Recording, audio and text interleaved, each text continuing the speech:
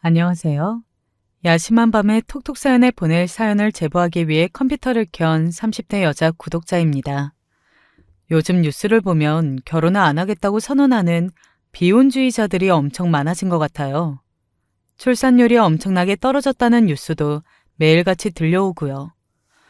왜 갑자기 뉴스 이야기를 꺼내냐 하실 텐데, 사연을 쓰는 지금은 두 돌 지난 귀여운 딸아이의 엄마이지만 사실 몇 년 전까지만 해도 저 역시 비혼주의자의 아이를 낳지 않기로 한 딩크족이었거든요. 달력을 보니 1년 전 어마어마한 사건이 터졌던 시댁의 제사가 다가오고 있어 갑자기 그때 생각이 나서 사연을 쓰게 되었네요. 저는 생각해보면 어렸을 때부터 많이 꼬여있고 상처가 많은 사람이었던 것 같아요. 어렸을 때 부모님과 좋았던 기억을 이야기해보라고 하면 다들 부모님 손을 잡고 어디 놀러 갔다 왔던 이야기나 하다못해 집에서 부모님의 무릎을 베고 낮잠을 잤던 것, 자기 전까지 팔베개를 해주시고 책을 읽어주는 그런 이야기를 하시잖아요. 그런데 저는 어렸을 때 부모님과 좋았던 기억을 이야기해보라고 하면 머릿속이 백지장이 된 것처럼 하얗게 변해요. 제 입으로 이런 말을 하는 게 참 가슴 아프지만 저는 부모님의 계획에 없던 자식이었거든요. 계획에 없었던 자식이니 당연히 집에서 자라면서 밥만 얻어먹었지 거의 없는 사람 취급을 받으며 자라왔습니다. 이렇게 이야기를 들었을 땐 잘 이해도 안 되시고 믿기지도 않으시죠? 제가 제 어린 시절 이야기를 조금 더 자세하게 들려드릴게요. 저희 가족은 부모님, 4살 차이 나는 오빠, 그리고 저, 이렇게 4가족이에요. 계획에 없던 저와 달리 오빠는 많은 계획과 가족들의 염원을 담아 태어난 자식이거든요. 저는 어렸을 때부터 제가 가진 모든 것들을 오빠에게 양보하며 커왔어요. 저희 어머니는 시집 오자마자 혹독하게 시집살이를 당하셨대요.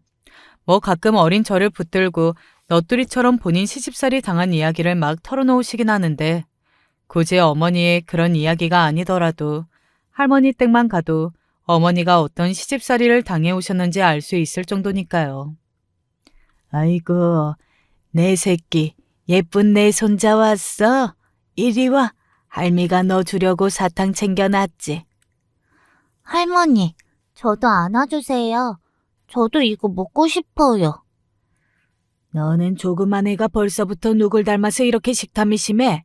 애미야, 너 애 교육 똑바로 못 시키냐? 이러다 집에서 지 오빠 입으로 들어가는 것도 다 주워 먹겠다. 눈에 넣어도 안 아플 자식 같은 오빠는 무릎에 앉혀놓고 밥을 먹일 정도로 예뻐하셨던 분이시지만 저한테만은 세상에 둘도 없는 싸늘한 할머니셨어요. 혹시라도 제가 오빠 거를 뺏어먹진 않을까 어찌나 눈에 상시심을 키시던지. 식탁을 차리시고 나면 저는 할머니 집이 혹시 기울어져 있는 건 아닐까 그런 생각을 했었다니까요. 왜냐하면 식탁 위에 올라가 있는 반찬이 죄다 오빠 쪽으로 기울어져 있었거든요. 어린 제가 손을 뻗어 오빠 앞에 있는 반찬의 젓가락질이라도 가져가려고 하면 제 손을 탁 소리나게 때리고 어린 제가 울고 어느 순간부터는 할머니네 집에 가고 싶지가 않아서 부모님이 가자고 하시면 배가 아파요, 목이 아파요. 오만 핑계를 대고 집에 혼자 남아 있었어요. 여기까지만 들어도 다들 아시겠지만 저희 할머니께서 지독한 남아선호 사상을 가지고 계시거든요.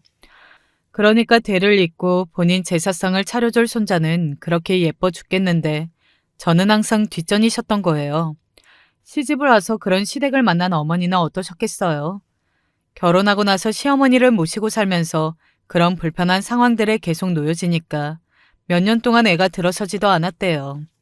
동네에서 제일 밝은 사람이라고 소문났었던 저희 어머니는 그렇게 시집을 가고 나서 떼양볕에 놓인 화초처럼 바짝바짝 말라 비틀어져 갔고 시어머니의 구박은 날이 갈수록 더 심해졌었고 그러던 와중에 저희 오빠를 임신하셨던 거예요. 처음엔 혹시라도 애가 딸일까봐 딸을 낳고 나면 딸이랑 같이 확 죽어버려야겠다 그런 생각까지 하셨었대요. 그게 걱정이 돼서 다니고 있던 직장도 휴직하시고 절에 제발 아들을 낳게 해달라고 무거운 배를 안고 산속에 있는 절에 백일 기도를 하러 다니고 그런 정성이 통한 건지 몰라도 저희 오빠를 낳게 됐고 구박만 했던 시어머니와의 관계도 귀신같이 좋아졌답니다. 할머니의 태도가 하루아침에 달라지니까 저희 어머니는 꼭 무슨 관직이라도 수여받는 기분이었대요. 우리 손주 외로우니까 애 하나만 딱 더 낳았으면 좋겠는데.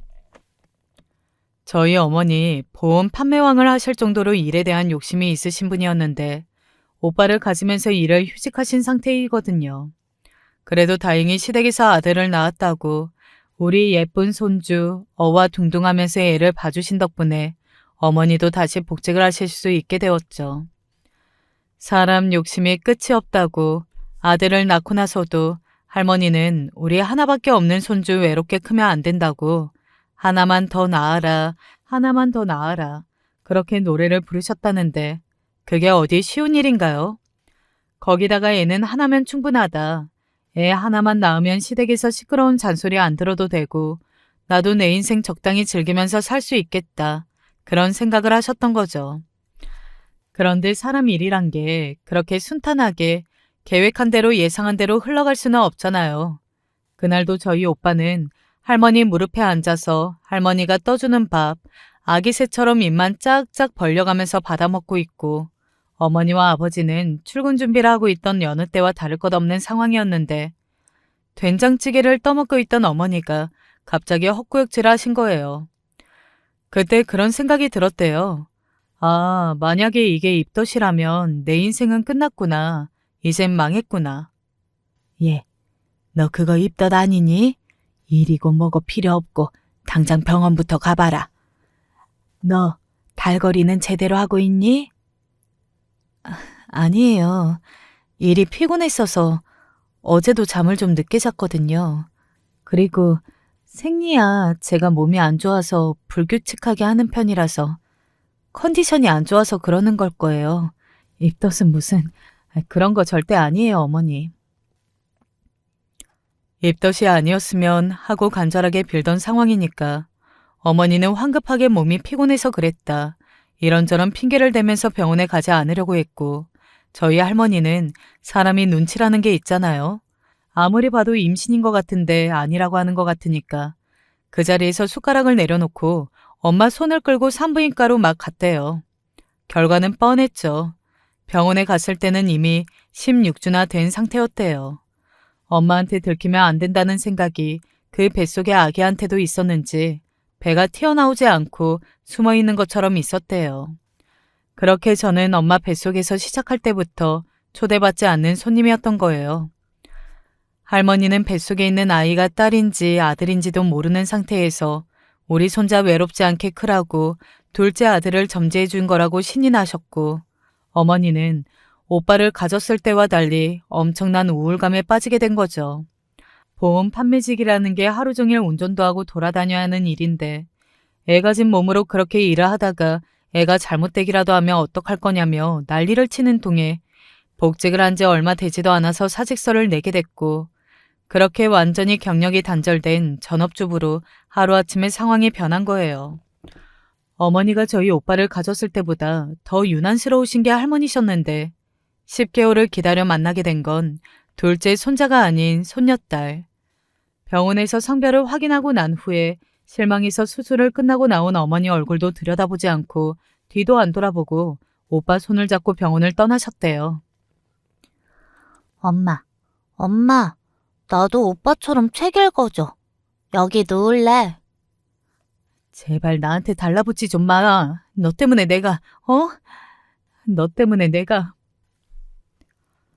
저는 어머니 배에서 나온 자식이 분명한데 내가 사실은 어머니 자식이 아니라서 나를 저렇게 미워하시는 게 아닐까 싶을 정도로 어렸을 때 기억은 떠올리기 싫을 정도로 끔찍하네요. 오빠는 항상 자기 전에 팔베개를 해주고 다정하게 책을 읽어주시곤 했거든요. 저는 어린 마음에 그게 너무 부러워서 안방에 자려고 누워있는 엄마 아빠에게 제가 제일 좋아하는 동화책을 들고 다가갔었어요. 그런데 불을 켜고 벌떡 앉은 어머니가 뭔가 끔찍한 것을 바라보듯이 절 바라보시더니 어린 저를 밀치고 제가 가져온 동화책을 저한테 집어 던지셨어요. 동화책 모서리에 이마가 찍혀 피가 줄줄 나고 아버지는 저를 안아들고 어머니에게 소리를 지르고 화를 내고 어머니는 귀를 막고 발을 구르면서 소리를 지르고 제 이마에 아직까지 남아있는 이 페인 자국을 볼 때마다 어머니가 저를 어렸을 때부터 얼마나 끔찍하게 싫어하셨는지 떠올라서 괴롭습니다. 너무 어렸을 때라 어떻게 병원에 가고 어떻게 치료를 받았는지 상세하게 기억은 나지 않지만 그러던 중에도 엄마가 옆에 없었다는 사실은 생생하게 기억이 나요. 아마 반절을 덮을 정도로 큰 반창고를 붙이고 돌아온 저를 쳐다보고 그냥 말없이 안방의 문을 쾅 닫고 들어가셨었죠. 그날 이후로 어머니는 저에게 더 이상 화를 내진 않으셨어요. 화를 내지 않으셨다고 해서 저를 예뻐하셨던 건 아니고요.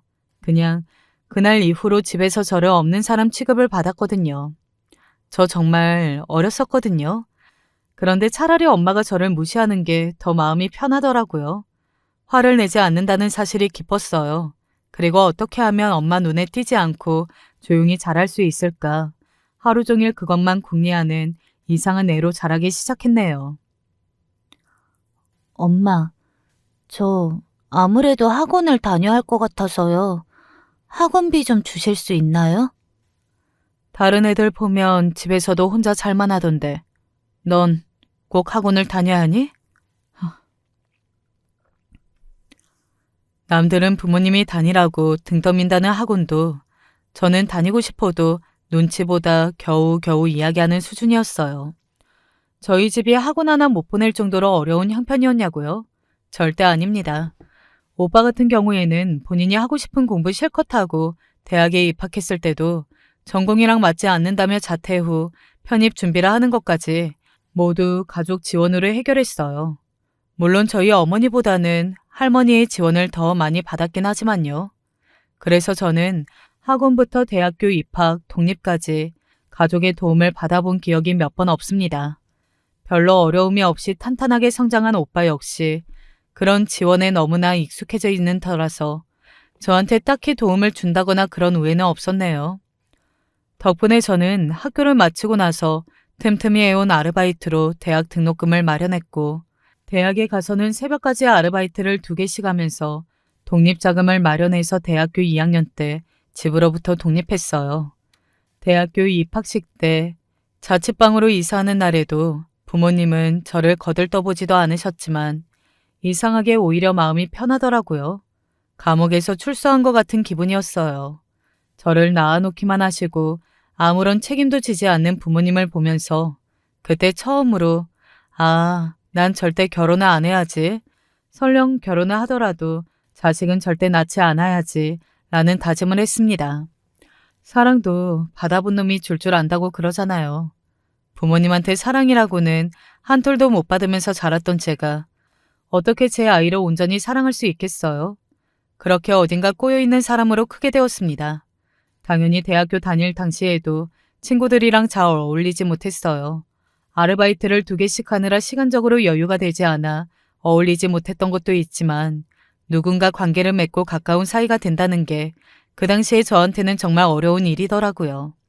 제가 다니던 대학교는 학과 특성상 졸업반 동기들끼리 모여서 취업 정보를 공유하고 입사 지원 준비를 하는 모임 같은 게 있었는데 지금의 남편도 그 모임에서 처음 만나게 되었습니다. 너도 이번에 졸업반이야? 처음 보는 얼굴인데 그동안 과생활 잘 안 했나 봐. 내가 아르바이트를 하느라 바빠서. 잘됐다. 나도 복학하고 나서 계속 혼자 다녔더니 친구가 하나도 없거든. 아는 사람이 하나도 없어서 취업 모임에서 어색해서 어떻게 앉아있나 했는데 친구 없는 사람들끼리 친구하면 되겠네. 소심하고 내성적인 저와 달리 남편은 활달하고 처음 보는 사람들과도 잘 어울리는 그런 밝은 성격이었어요. 저한테도 친구 없는 사람들끼리 친구하자고 했었는데 나중에 들어보니 그것도 제가 구석에 앉아서 혼자 어쩔 줄 몰라 하는 것 같아 자기가 도와주고 싶어 먼저 말을 걸었던 거라고 하더라고요. 사람이 자기랑 똑같은 사람이 아니라 자기가 가지고 있지 않는 부분을 갖고 있는 사람한테 끌리는 거라고 하잖아요.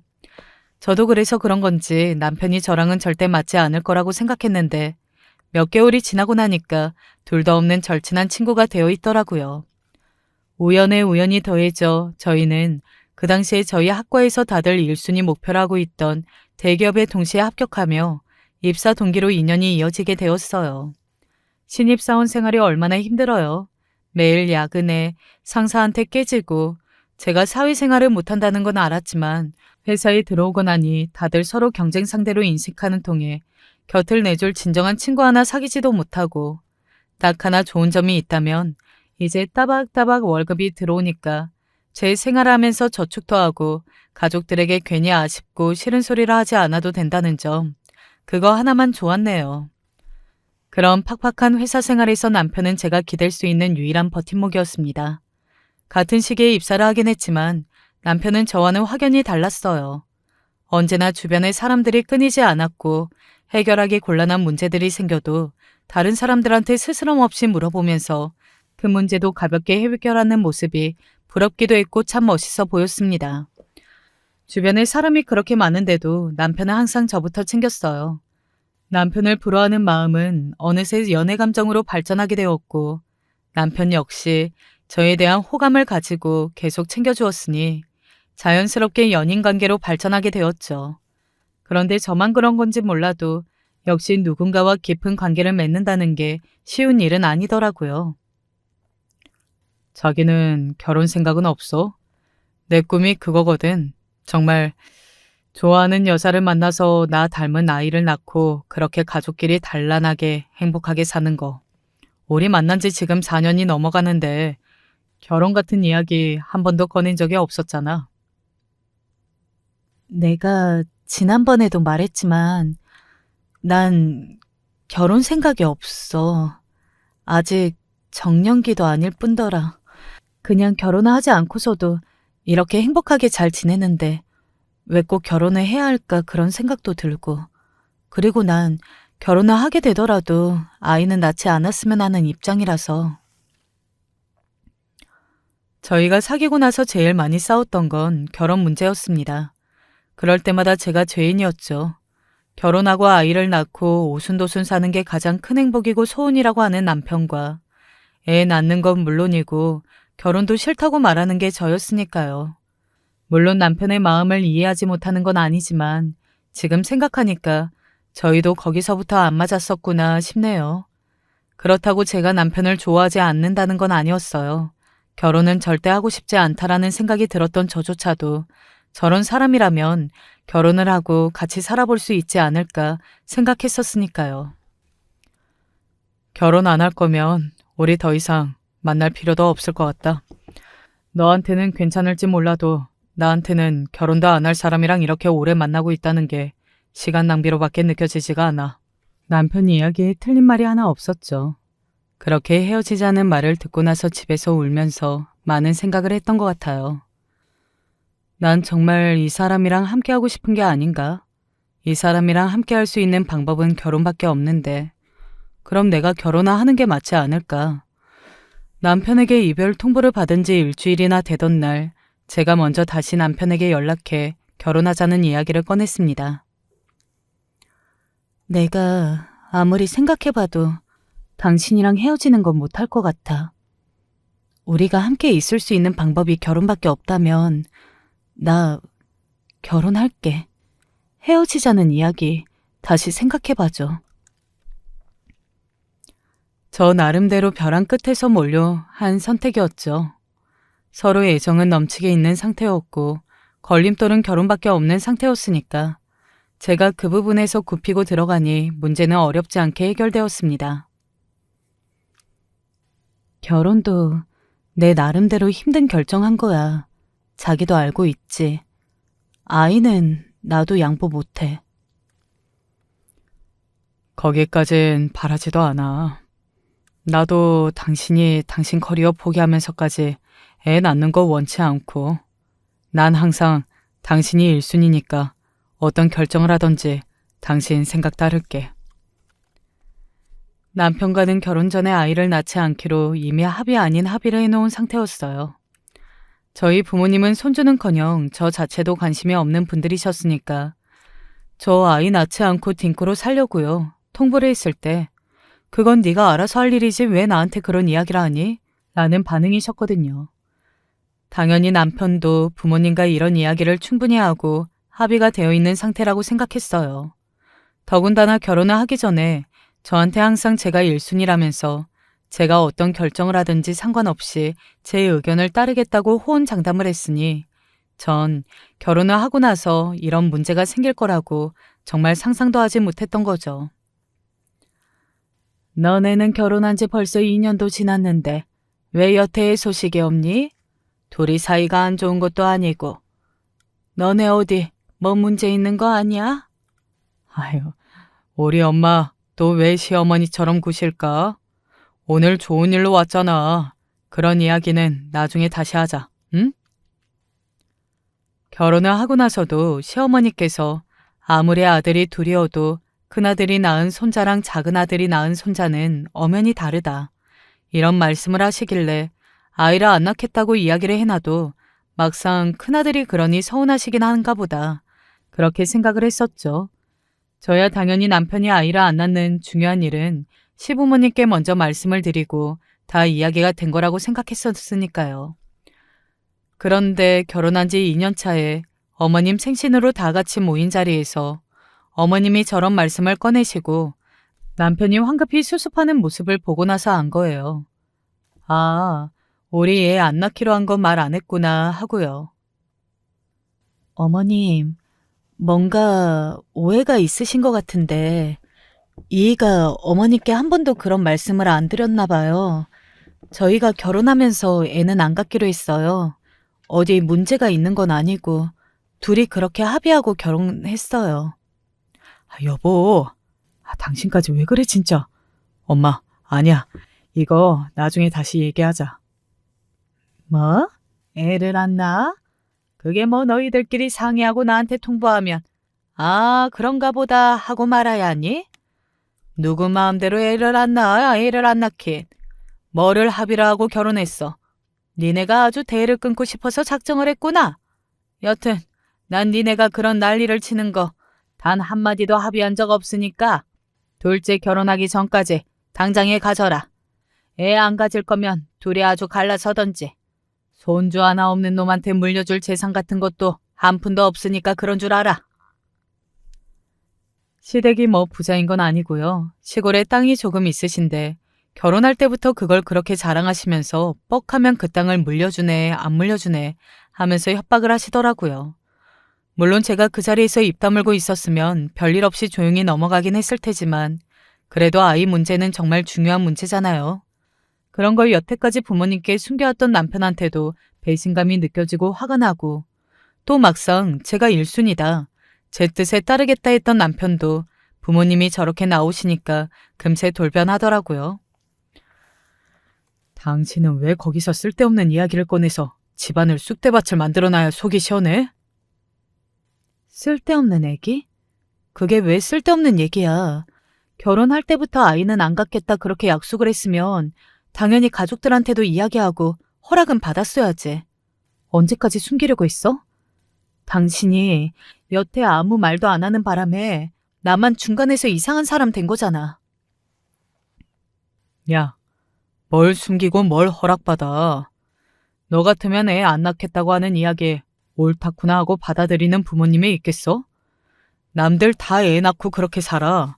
네가 무슨 대기업 오너인 것도 아니고 막말로 우리나라 대기업 오너들 중에 애 안 낳고 사는 사람이 있냐? 왜 너만 그렇게 유난인 건데 대체?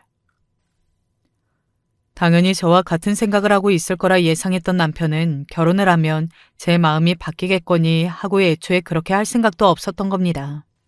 물론 남편이나 시댁의 입장을 100% 이해 못하는 것도 아니니까 저도 거기서 더 이상 싸울 마음도 없고 해서 무작정 친정으로 왔어요.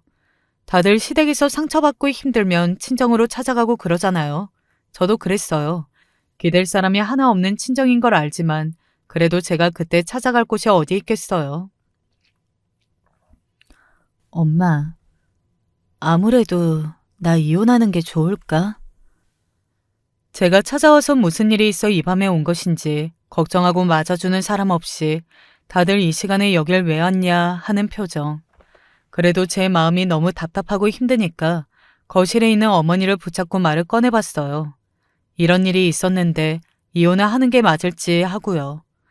저는 그때 낮에 시댁에서 있었던 일 때문에 상처받은 것보다 남편 이야기보다 그런 이야기들에 상처받고 찾아온 친정에서 터놓은 고민에 싸늘하게 저를 쳐다보던 어머니의 얼굴이 더욱 상처였어요.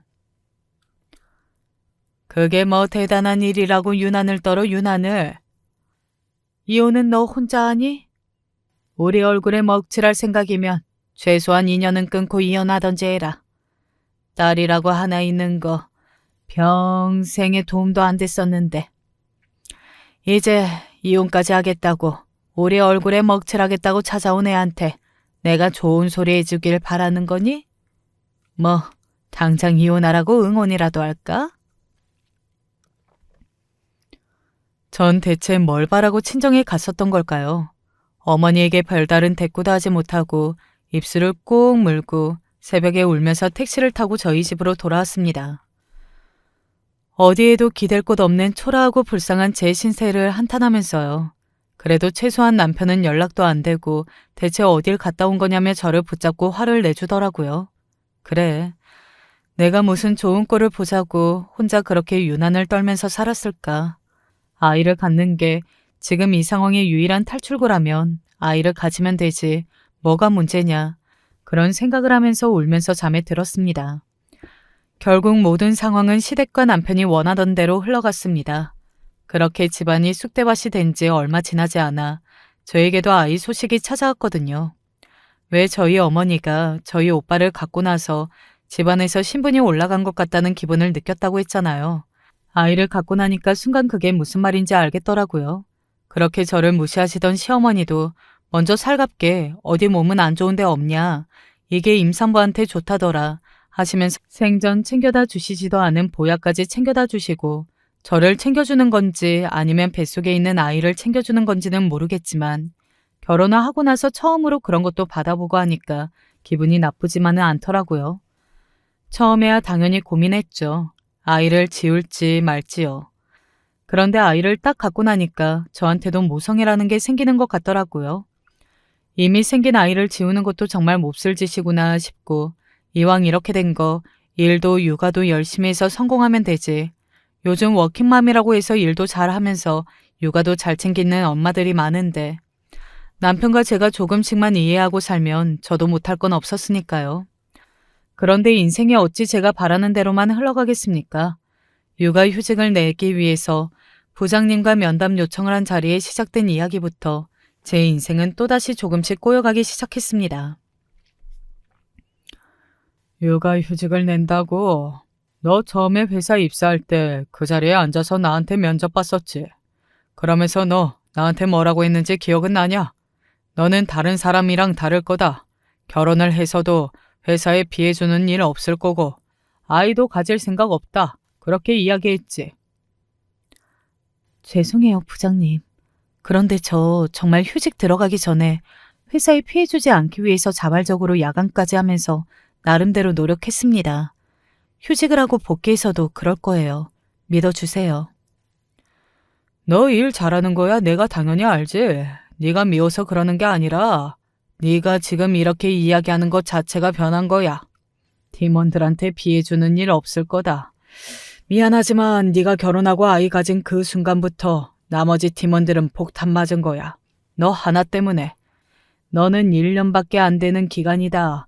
휴직하고 금방 돌아오겠다 하겠지만 그 1년 메꾸려면 회사에서는 사람 새로 뽑아야 하고 팀원들은 그 새로운 팀원이랑 또 같이 호흡 맞춰야 하고 호흡 다 맞춰갈 때쯤에 너는 복직하겠다고 다시 돌아오겠지. 복직하고 나면 감 안 잃고 일을 잘할 자신은 있고 그리고 복직을 하긴 할 거고 복직하면 애가 사라지는 것도 아니고 그 다음부터 내가 안 겪어본 줄 알아? 애가 아파요, 애가 어째요 저째써요 하면서 자기 일 내팽개치는 여자들 수두룩하게 봤어. 내가 지금 무슨 말하는지 알겠지? 휴직 잘 들어갔다 오라고 그런 이야기를 기대한 건 아니었지만 면담 자리에서 들은 이야기는 충격적이었습니다. 회사의 입장에서 곱씹어 생각하면 일에 구멍이 나는 것만큼 큰 문제는 없겠죠. 저는 그런 문제가 제 임신과 동시에 찾아온다는 이야기가 너무 충격적이었어요. 휴직을 의논하기 위한 면담 자리는 어느새 제 자발적인 퇴사를 종용하는 자리가 된 것 같더라고요. 눈치껏 알아서 행동해주길 바란다고요. 흐지부지 면담이 끝나게 되고 집으로 돌아와서 남편과도 상의를 했어요. 여기서 그냥 내가 눈 딱 감고 휴직을 하는 게 맞을지 아니면 회사 이야기대로 자발적으로 사직서를 쓰고 육아를 하는 게 좋을지요. 사실 제 마음은 후자에 가까웠으나 남편 역시 저를 그렇게 붙잡아주길 바래서 물어봤던 이야기였어요. 그런데 남편 역시 제가 퇴사를 했으면 좋겠다고 은근슬쩍 이야기하더라고요. 어머니가 왜 저를 그렇게 미워했는지 그때부터 조금씩 이해가 가더라고요. 뱃속에 아이가 없었더라면 저도 남들처럼 아니 남편처럼 하고 싶은 일 마음 편하게 하면서 지낼 수 있을 거다라는 생각이 드니까 정말 그러면 안 되는데 제 인생과 커리어가 뱃속에 있는 아이 때문에 망가진 것 같다는 그런 착각에 빠졌습니다. 왜 한 번도 인생은 제가 원하는 대로 흘러가지 않은 건지 나는 대체 남의 눈치를 왜 그렇게 보고 살아서 결국 남들이 원하는 대로 살아가고 있는 건지 싶었어요. 육아휴직 대신 사직서를 제출하고 팀원들이 내뱉는 안도의 한숨을 들으면서 저는 그렇게 아이를 낳고 전업주부가 되었습니다. 새로운 고통의 시작이었어요. 그런 상황 속에서 아이를 낳고 나서 저는 끔찍한 산후 우울증에 시달리기 시작했습니다. 사연을 듣고 계신 분들 중에서 혹시 산후 우울증을 경험해 보신 분이 있나요? 대체 다들 어떻게 버티셨는지 정말 존경스러울 따름입니다. 저는 제가 제일 증오하고 미워했던 어머니와 같은 행동을 제가 하고 있다는 게 가장 버티기 힘들고 끔찍했어요. 다들 애 낳고 사는데 뭐가 유난이야? 뭐 산후 우울증이니까 애를 좀 봐달라고? 야, 그렇게 따지면 난 애가 셋이야. 나는 진작에 죽었어야겠다. 이게 아주 집에서 쉬고 싶으니까 장깨만 늘어가지고 산후 우울증은 무슨. 제가 원치 않은 임신을 했었을 때 그 임신으로 회사에서 그동안 쌓아왔던 커리어를 다 포기하고 전업주부가 됐을 때보다 아이를 낳고 나서 산후 우울증으로 한두 시간이라도 좋으니까 아이 봐주는 것을 도와줄 수 있냐는 절규 같은 부탁에 시댁 식구들이 모두 등을 돌린 그때가 저에게 가장 이혼하고 싶었던 순간이었습니다. 이혼 서류를 출력해서 몇 번을 썼다가 구기기도 했고 확 죽어버릴까? 이런 나쁜 생각을 했던 것도 한두 번이 아니었습니다. 아무도 제 편인 사람들이 없었지만 천사같이 잠들어 아무 걱정 없이 방긋방긋 웃으면서 잠들어 있는 아이를 보고 그 마음을 고쳐먹었었죠. 산후 우울증이 걸린 엄마가 아이를 안고 정신과를 들락날락하면서 버텼어요. 나도 우리 엄마랑 똑같은 사람이 되지 말자. 다른 사람은 몰라도 나만큼은 이 아이한테 든든한 울타리가 되어주자. 절대 무슨 일이 생기더라도 아이는 지키자. 아이를 외롭게 하지 말자. 그렇게 버텼습니다. 병원에 다닌 지 1년 정도 되니까 마음이 조금씩 나아지더라고요. 그제서야 내 자식 예쁜 것도 온전히 눈에 들어오고요. 그런데 이번에 또 다른 문제였습니다. 제가 직장 생활할 때는 몰랐는데 남편 카드를 받아 생활비를 쓰고 나니까 그 눈치도 상당하더라고요. 하루는 그랬어요. 저녁거리가 하도 없어서 애를 안고 마트에 가서 정말 딱 그날 저녁 먹을 것만 간단하게 샀거든요. 뭐 샀는지 아직도 기억나요. 두부, 양파, 호박. 여튼 다 해서 10,000원도 안 되는 금액이었어요. 그렇게 장을 보고 들어오는데 동네에 새로 생긴 카페가 있더라고요. 제가 제일 좋아하는 게 시원한 아메리카노거든요. 회사 다닐 땐 아침마다 카페에 꼭 들려서 커피를 사 마셨는데 새로 생긴 카페를 보니까 오랜만에 옛날 생각도 나고 해서 아이스 아메리카노를 주문하고 들어오는 길이었습니다. 남편에게 갑자기 전화가 오더라고요. 여보, 이 시간에 무슨 일이야? 당신 커피 사 마셨어? 아, 문자 갔구나. 집 앞에 카페가 새로 생겼길래 옛날 생각나서 한 잔 샀지. 왜 그렇게 이기적이야? 나 혼자 고생해서 돈 벌고 있는데 당신은 그렇게 여유롭게 나가서 커피 사 마시고 즐길 거 다 즐기면서 그렇게 살고 싶어? 당신 한 달에 병원비만 해도 얼마인 줄 알아? 집에서 충분히 다 마실 수 있는 걸 뭐하러 꾸역꾸역 나가서 사 마시냐고. 남편의 생활비 압박이 하루 이틀이 아니긴 했지만 커피 그래봤자 한 잔에 3,500원이에요. 직장 생활을 못하고 생활비를 받았었으니까 정말 사사건건 간섭하고 트집을 잡는 모습이 어이가 없더라고요. 거기서 더 따지기도 싫어서 전화를 확 끊어버렸어요. 그것뿐만인 줄 아세요? 당연히 생활비를 제가 쓰니까 가계부를 따로 쓰죠.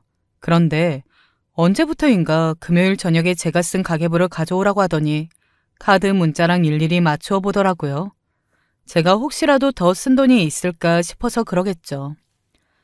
결혼을 하고 나서 모두 남편이 원한 대로, 시댁이 원한 대로 해왔는데 이렇게 커피 한 잔도 마음 놓고 사 먹지 못하는 현실이 너무 화가 나더군요.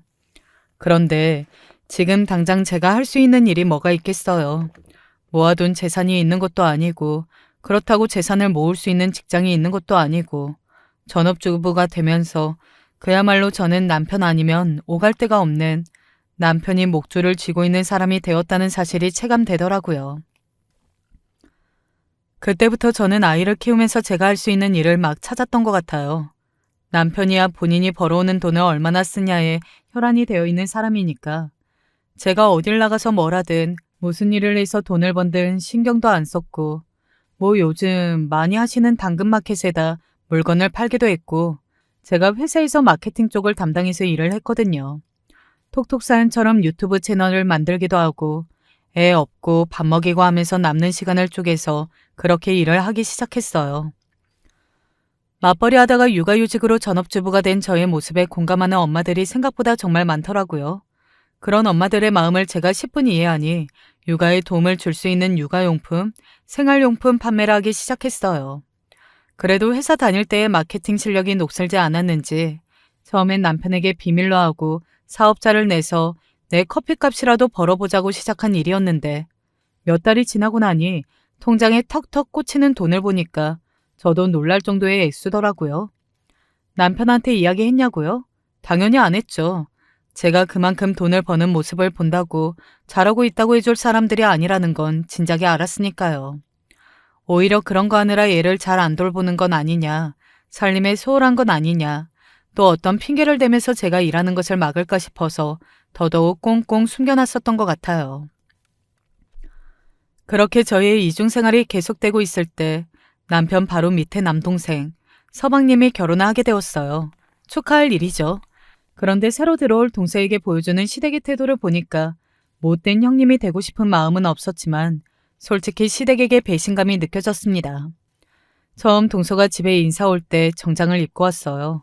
아이를 돌본다고 누가 인사로 오더라도 편안한 옷을 입을 수밖에 없는 저는 그 모습을 보면서 제가 직장 다닐 때가 떠올라 괜히 코끝이 찡하더라고요. 동서도 그렇게 자기 커리어가 탄탄한 사람인데 이 집에 들어오고 나면 결국 나 같은 처지가 되겠지 싶기도 했고요.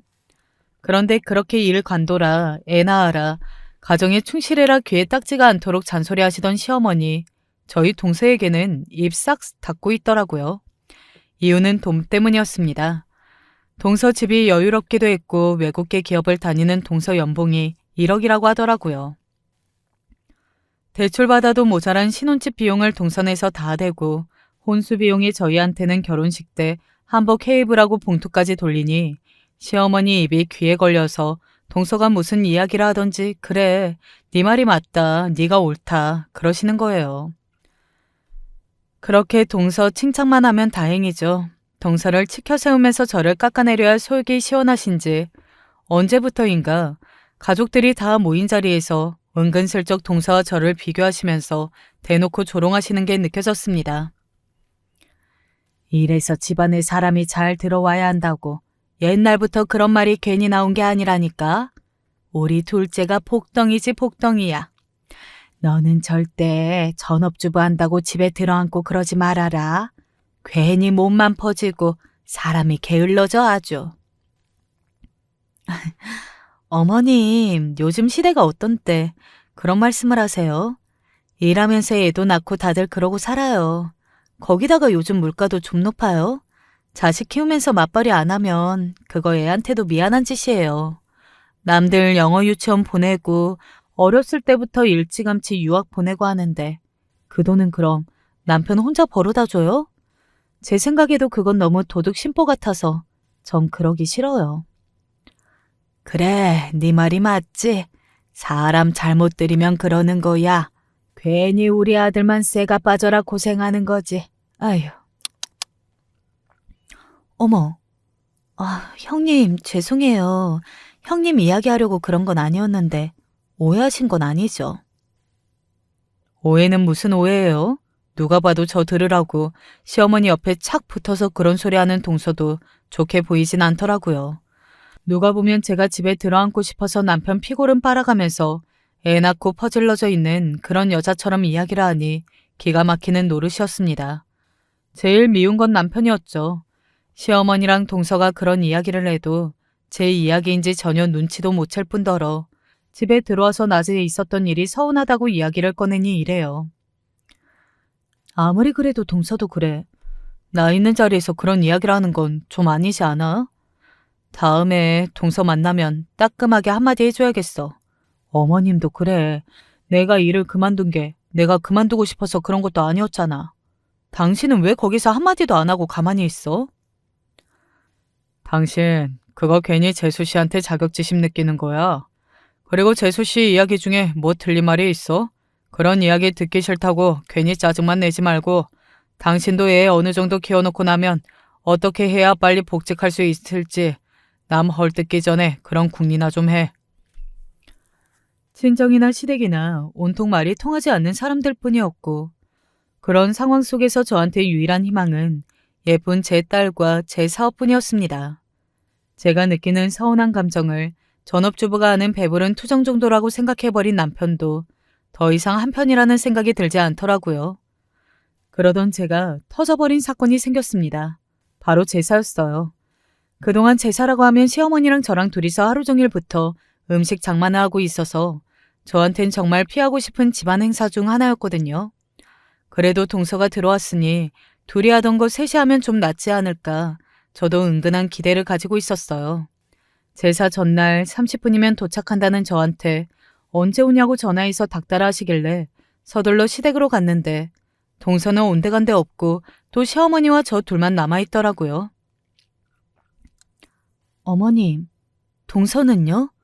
오늘 음식장만 같이 하기로 하지 않았어요? 아직 안 온 건가? 내가 오지 말라고 했다. 하루 종일 일하는 애인데 무슨 또 음식 장만하라고 불러. 걔 손이 음식 장만할 손이 아니야. 이런 거는 원래 집에서 놀고 있는 사람이 하는 거지. 넌 그게 뭐 어려운 거라고 동서는 어디 있어요? 동서는 언제 와요? 하고 불평불만이야. 얼른 앉아 전이나 붙여라. 기가 찼죠. 누가 그러던가요? 전업주부가 집에서 노는 사람이라고. 아침에 일어나 청소부터 시작해서 빨래, 설거지, 아이만 봐도 시간 금방 가버려요. 전 짬나는 시간에 제 일까지 하니까 새벽에 애 재우다가 코피도 몇 번이나 쏟았어요. 그런데 어머님 눈에는 저는 그냥 자기 아들 밖에 나가서 죽도록 일하고 그 돈으로 집에서 놀고 먹고 하는 아주마인 거예요. 저도 화가 나서 동서한테 전화를 하려고 그 자리에서 휴대폰을 꺼내 동서 번호를 누르려고 하니까 제 핸드폰까지 뺏어가면서 얘가 왜 이렇게 못됐냐고 이기적이냐고 화를 내기까지 하시더라고요. 안 그래도 시댁의 오만정이 다 떨어지고 남아있는 정도 얼마 안 남아있었는데 대체 어디까지 하시나 지켜나 보자 하는 마음으로 저도 가만히 있었어요. 동서도 없는 자리에서 동서한테 화를 낼 수 있는 것도 아니고 내일 오면 제대로 한 소리 해줘야겠다 하고 벼르고 있었죠. 그렇게 온몸에서 붙인 게 기름 냄새가 풀풀 나서 헛구역질이 나올 정도로 전을 부치고 집으로 돌아갔습니다. 남편에게 불평불만할 기운도 없더라고요. 다음날 새벽같이 일어나서 어제 못한 장만을 마저 한다고 시댁으로 갔어요. 동서가 도착했을 리가 절대 없었죠. 나물 무치고 고기 삶고 어제 한 전 옮겨 담고 제가 준비를 다 하고 온 가족들을 기다리고 있었는데 자기가 주인공이라도 된 것 마냥 서방님과 느릿느릿 그제서야 들어오더라고요. 동서, 왜 이렇게 늦게 왔어? 어머님이랑 나랑 음식장만 다 했잖아. 어머, 형님, 제가 늦고 싶어서 늦었어요? 회사 일이 바빠서 빨리 못 간다고 어머님께 연락도 드렸는데 저 하루 종일 힘들게 밖에서 일하고 온 사람인데 형님이 그렇게 말씀하시면 정말 서운해요. 어머님 힘드실까 봐 제가 장만에 보태라고 돈도 좀 챙겨드렸는데. 예, 넌 이제 막 퇴근해서 그래도 시댁 제사 지내겠다고 쏜살같이 온 애를 붙잡고 그렇게 잔소리를 해야 속이 시원하니? 아, 됐다 아가. 신경 쓰지 말고 작은 방 가서 좀 쉬고 있어라. 아니에요. 어머님, 형님이 저한테 서운하신 게 많은 것 같은데, 형님이 들어가서 좀 쉬고 계세요. 음식 옮기는 건 제가 할게요. 됐죠? 왜 어머님이 전화도 못하게 막으면서 오냐오냐 하나 했더니 동서가 제사 장만하라고 챙겨준 봉투 때문인 것 같더라고요. 이렇게 돈으로 쉽게 해결될 수 있을 거면 진작에 나도 그럴 걸 그랬다 하는 생각을 했다가 이런 사람들한테 뭐 좋다고 돈을 쓰나 싶기도 하고 여튼 맨 마지막에 도착한 동서는 또 돕겠다고 무겁지도 않은 그릇들을 옮기면서 오만 생색은 다 내고 제사가 그렇게 끝났어요.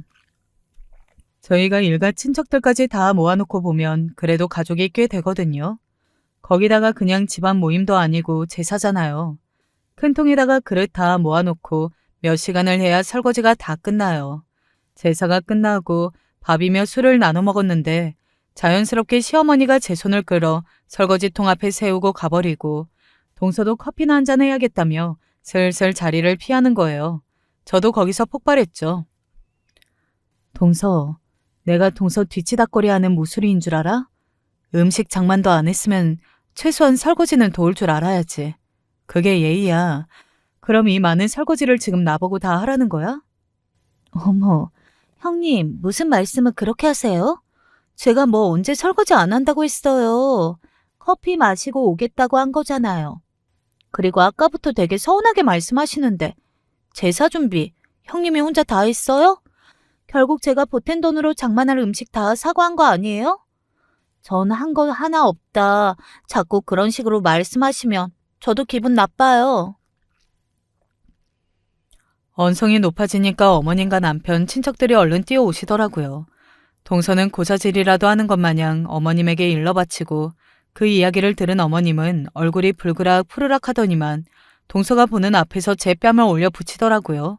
얼굴이 얼얼하고 기가 찼습니다. 이년아, 분수를 알아라. 네가 감히 시키긴 누굴 시켜? 애 연봉이 1억이야 1억. 집구석에서 아무것도 안 하고 있는 주제에 건방지게. 저 지금 생각해보니까 시어머니에게 아주 감사해요. 제가 그때 뺨을 맞고 정신이 번쩍 들었거든요. 이 거지 같은 집구석에서 더 이상 며느리 노릇하고 어떻게든 예쁨 받으려고 애쓰는 노예짓 그만해야겠다고요. 설거지를 하려고 세제를 풀어놓은 물통을 들어 시어머니와 동생에게 집어 던지듯이 부어버리고 한마디 했습니다. 연봉 1억? 내가 집에서 애 보면서 지금 버는 돈이 2억이야. 아줌마랑 아줌마 아들이 하도 무시하길래 나도 집에서 일 좀 시작했더니 그 정도는 벌더라. 1억 가지고 유세 떨기. 이딴 집안은 내가 사절이야. 야, 너 앞으로 니네 엄마 모시고 평생 비위 맞추면서 그렇게 살아. 이혼 서류 보낼 테니까 도장을 찍던지 소송을 하던지 그건 너 알아서 하고. 남편은 연봉 2억이라니 그게 무슨 말이냐면서 저를 붙잡고 물에 빠진 생쥐꼴이 된 시어머니랑 동서도 놀라서 어버버 하더라고요. 말 그대로 애 보면서 사업해서 나도 1년에 2억은 번다. 당신들 돈 아니니까 신경 꺼라 하면서 제 통장 잔고를 보여주니 그제서야 남편도 저를 붙잡고 난리가 났어요. 전 다 뿌리치고 방에서 자고 있던 아이를 안고 그대로 호텔 방으로 들어갔죠. 호텔에 누워서 핸드폰도 꺼버리고 아이와 함께 처음으로 편안하게 잠에 들었던 것 같습니다.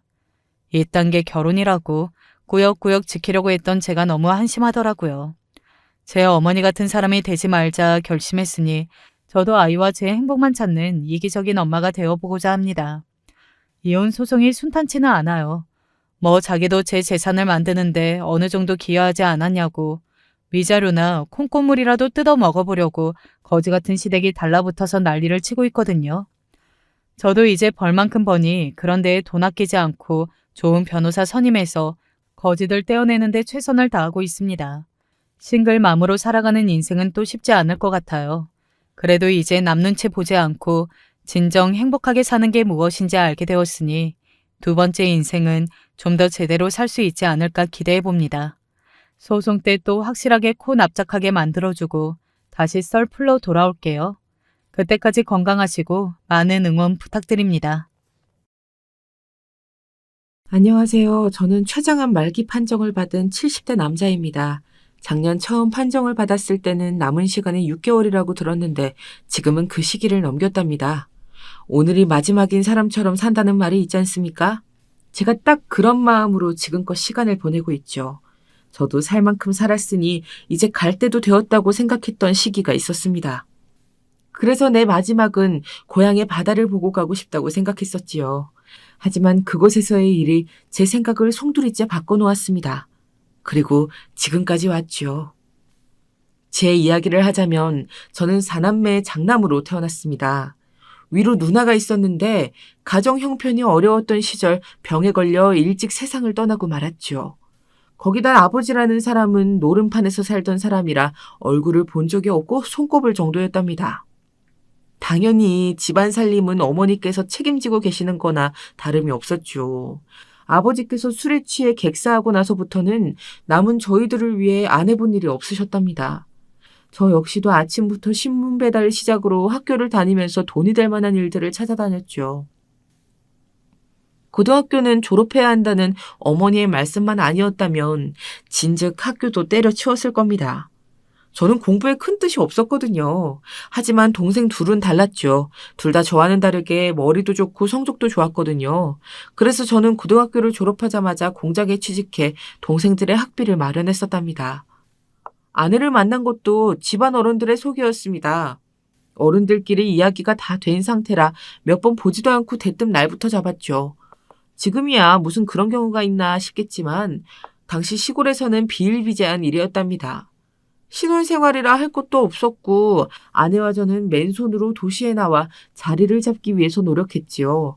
지금 생각하면 정말 힘들었다 싶네요. 하루가 어떻게 가는지 세상이 어떻게 돌아가는지 아무것도 관심이 없었답니다. 그저 하루 버티고 통장에 찍히는 숫자만이 전부였죠. 성실함이 가장 큰 무기였던 그 시절 저는 운 좋게도 사장님 눈에 띄었습니다. 그 덕분인지 고졸치고는 승진도 쭉쭉 할 수 있었죠. 사장님께는 회사를 물려줄 자식이 없었습니다. 그래서 늘 자기가 죽으면 이 공장은 저더러 가지라고 하셨어요. 나중에 내가 이 회사만큼은 꼭 너한테 물려주려고.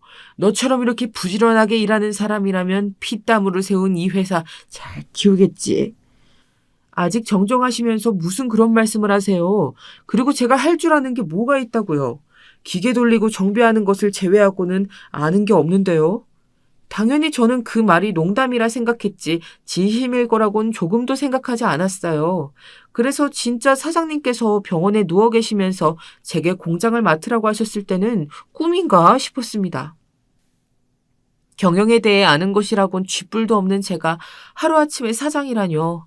현실성이라곤 눈을 씻고 찾아봐도 찾을 수 없었지요. 하지만 막상 사장이 되고 나니 욕심이 생기더군요. 어떻게든 이 회사를 키우고 싶다는 생각이 들었습니다. 그때부터 저는 어린 시절 하지 않았던 공부를 시작했고 그것은 아내도 마찬가지였습니다. 아내도 내조를 하겠다며 공장에 나와서 저보다 더 많이 책을 보고 공부를 했죠. 공장에 남아있던 직원들도 큰 도움이 되었습니다. 저희 부부를 포함한 8명의 직원들이 정말 죽어라 매달렸죠. 이런 정성이 하늘에 닿은 것인지 저희 공장은 점점 규모가 커지기 시작했습니다.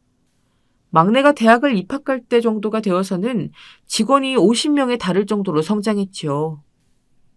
저희 부부는 아들만 셋을 두었는데요. 아이들이 공부머리가 있더라고요. 천만다행으로 아내를 닮은 덕분이죠. 특히 막내는 대학을 다니는 중에 교환학생 자격으로 미국으로 건너갔는데 그곳에서 대학원 과정까지 마칠 정도로 똑똑했답니다. 지금은 한국으로 들어와 교수가 되었고요. 건축을 전공한 첫째는 대기업에 입사를 했다가 퇴직해서는 자기 이름을 건 사무소를 운영하고 있고 둘째는 치의대를 나와 치과의사를 하고 있답니다. 자기들끼리 우애도 어찌나 좋은지 몰라요. 셋이서 여행도 자주 다닐 정도였죠. 한 번은 순례길을 다녀오겠다며 자기들끼리 배낭을 끼고 집을 나선 적도 있었답니다. 제 기억이 맞는다면 아마 막내 제대 기념이었던 것 같아요. 다른 집을 보면 이렇게까지 하는 형제들이 없더라고요. 주변 사람들 중에는 저희 부부가 자식 농사는 끝내주게 잘 지었다고 부러워하는 분들이 많은데요. 저 역시도 아들들을 보고 있으면 번듯하게 참 잘 커졌다 싶은 생각이 들어요. 다만 저렇게 자라는 동안 곁에 있어주지 못했다는 것이 참 많이 후회가 되지요. 일주일 내내 회사에 출근을 했고 새벽같이 나가서는 늘 밤늦게 들어왔거든요. 하루 쉬는 날이 있다 싶으면 피곤하다고 누워선 잠만 잤고요. 나중에 앨범을 보니 참 애들 사진이 없더라고요. 놀러가서 가족 사진을 찍은 마지막이 막내가 막 걷기 시작했을 때였지요. 그래서 그런 점이 참 많이 또 후회되었답니다. 저희 아이들은 결혼도 일찍 했어요. 다른 집 애들은 결혼 문제로 속을 어지간히 썩힌다 하던데 어디서 자기 짝들을 다 찾아오는 건지 알아서 데리고 와서는 결혼을 하겠다고 하더라고요. 첫째 며느리는 큰아들과 같은 대학을 나왔다고 하더군요. 처음 인사하러 왔을 때는 목소리도 크고 자기 할 말은 똑 부러지게 하는 그런 인상을 받았지요. 아내는 장군감이라고 표현하기도 했는데 정말 잘 어울린다고 생각이 들었습니다. 첫째 며느리를 보면서 큰아들이 아주 잡혀 살겠구나 싶은 생각도 들었고요. 어느 날 결혼을 앞두고 큰아들의 얼굴이 며칠이나 엉망이었죠. 결혼 준비를 하다 보면 메리지 블루라고 해서 잠깐 오는 불안감과 같은 가벼운 우울증이 있다고 들었는데 그런 종류인가 추측하기도 했었는데요. 하루는 첫째 며느리가 집에 찾아와서는 할 말이 있다고 하더군요. 저희 부부는 내심 겁이 좀 나기도 했었어요. 결혼 못한다는 소리가 나오는 것은 아닐까 하고 말이죠. 그런데 둘이 크게 싸웠다고 하면서 신혼집 이야기를 꺼내더군요. 처음부터 독립하기로 이야기가 되어 있었는데 첫째 며느리가 무조건 저희와 살겠다고 고집을 부렸습니다. 너희는 직업인지라 출장도 잦고 해외 파견도 있잖아. 그런데 어른들이랑 살면 신경 쓸 일도 많을 텐데 피곤하지 않겠니? 무엇보다도 너희 다 독립하고 나면 너희 시어머니랑 둘이서 단출하게 살자고 노후 계획도 세웠는데 갑자기 무슨 소리야. 그래도 제가 맏며느리인데 모셔야죠.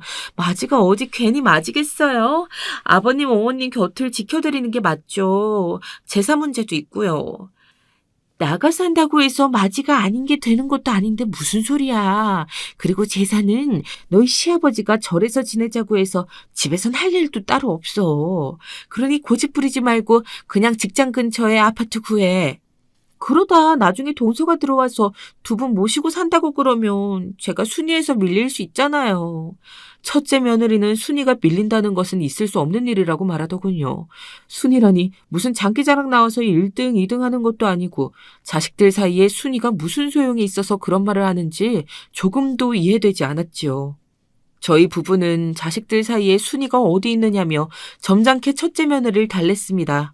그제야 첫째 며느리도 아차했는지 그런 말이 아니라고 하면서 저희와 시간을 보내고 싶어서라고 말을 바꾸더군요. 같이 살지 않는다고 얼굴 안 보고 지낼 것도 아닌데 뭘 그렇게까지 해. 너희 시간 나면 함께 밥을 먹던 휴가를 가든지 하면 되는데. 아휴, 됐다. 우리는 너희랑 같이 살 생각 없으니 아파트 따로 구라 이럼. 그럼 나중에 도련님들 결혼해도 다 독립시킬 예정이신 거죠? 그렇다니까. 우리는 우리 나름의 도후가 다 계획되어 있어. 첫째 며느리는 그제야 고개를 끄덕거리며 알겠다고 하더군요.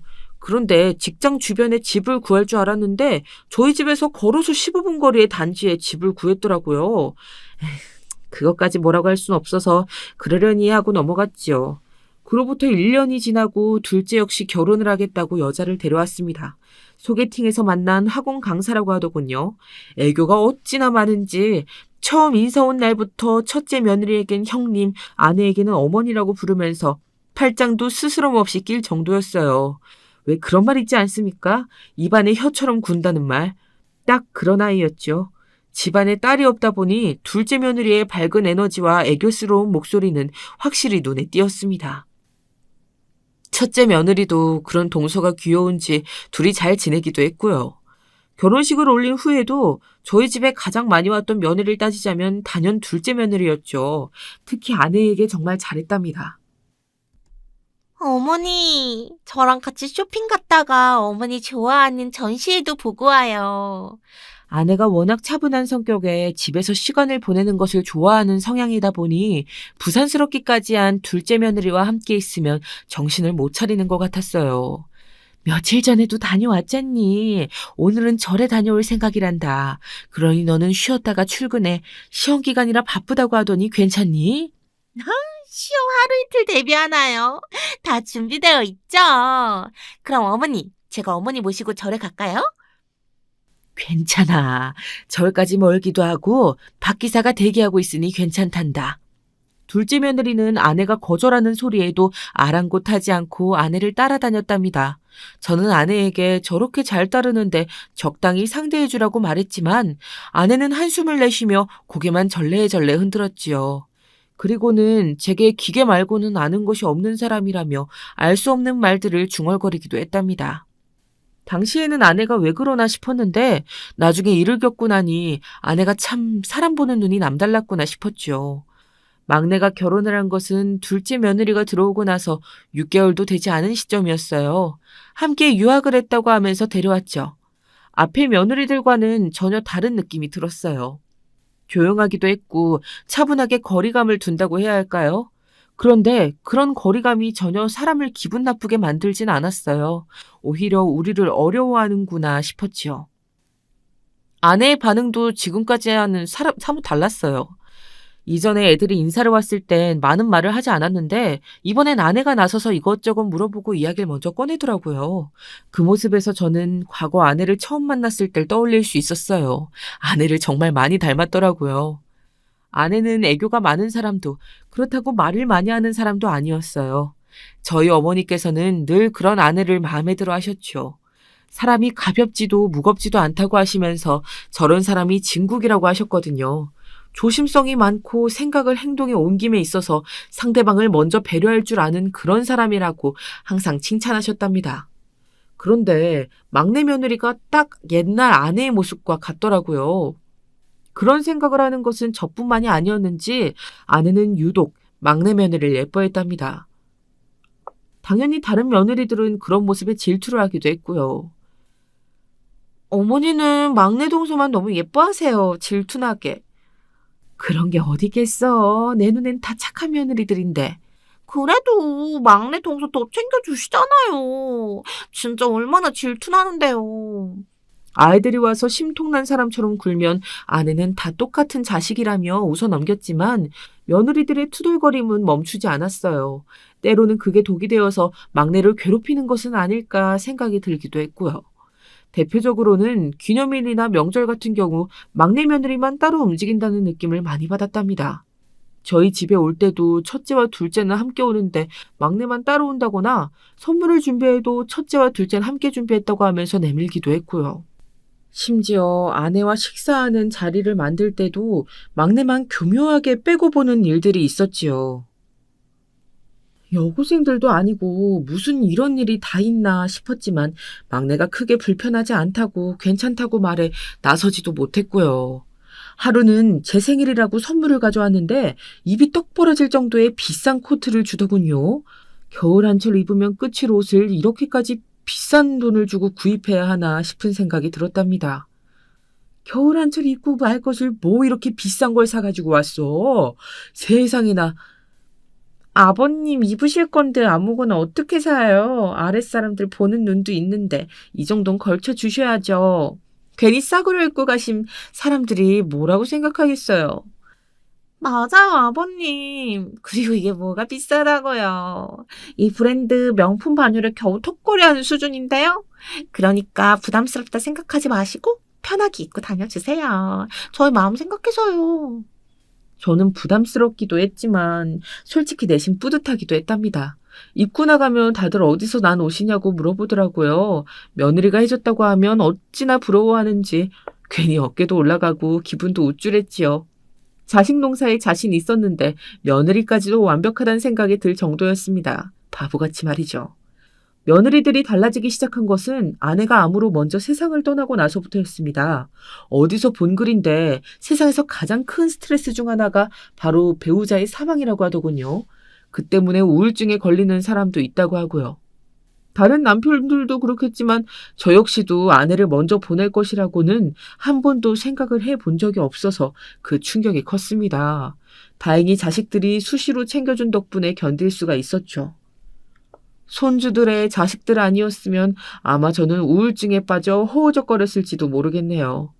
겨우 몸을 추스르고 있는데 하루는 첫째 며느리가 저를 찾아왔습니다. 의논할 일이 있다고 하면서 말이죠. 아버님, 그이가 이야기를 못하는 것 같아서 제가 이렇게 찾아왔습니다. 제발 부탁드릴 테니 그이 좀 도와주세요. 도와달라니? 그게 무슨 말이냐? 무슨 일이라도 있어? 아버님 아시다시피 그이나 저나 회사에서 경험 쌓을 만큼 쌓았고 능력도 충분히 된다고 생각해요. 아버님도 이쪽과도 관련 있는 일을 하셨으니 아시잖아요. 제가 운영하고 있는 회사가 건축 관련 하청업체라 큰아들이 이쪽에서 어느 정도 이름이 알려져 있다는 것은 알고 있었습니다. 그래서 더 자랑스럽기도 했고 한때는 아들에게 이 회사를 물려주는 것이 어떨까 생각을 하기도 했었죠. 그런데 그게 어떻다는 말이냐? 독립을 할 시점이 되었는데 도통 움직일 생각이 없는 것 같아서요.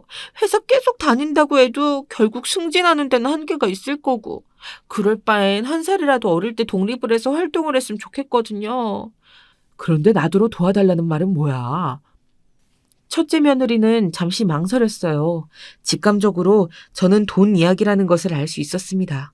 아내가 살아있었을 때 한 번 이야기를 한 적도 있었고요. 첫째가 독립을 하고 싶어 했는데 그 자금을 우리가 투자를 했으면 하는 것 같다고 말이죠. 그때 아내가 그랬거든요. 처음부터 크게 판을 벌리고 싶어 하는 것 같아 못 믿었다고 말이죠. 처음 시작할 생각이라면 작게라도 해서 차츰 키워나가는 것이 맞을 텐데 첫째 며느리는 투자를 잔뜩 받아 크게 하고 싶어 한다고 말했던 것이 기억났습니다. 그래서 아버님이 좀 도와주세요. 이쪽에서 일도 많이 하셨으니까 아시는 분들도 많으시잖아요. 아버님께서 나서서 도와주시면 그이도 마음 돌리고 독립할 거고 자리도 금방 잡을 수 있잖아요. 내가 나서서 하면 그게 너희 사업이 되겠니? 너희 손으로 쌓아서 만들 게 아니면 나중에 다 무너지게 되어 있어. 사무실을 열고 싶어 한다면 내가 작은 곳이라도 알아봐 주마. 하지만 그 이상을 내게 도와달라고 하면 그건 결국 모래성에 집 짓는 거랑 뭐가 다르겠니?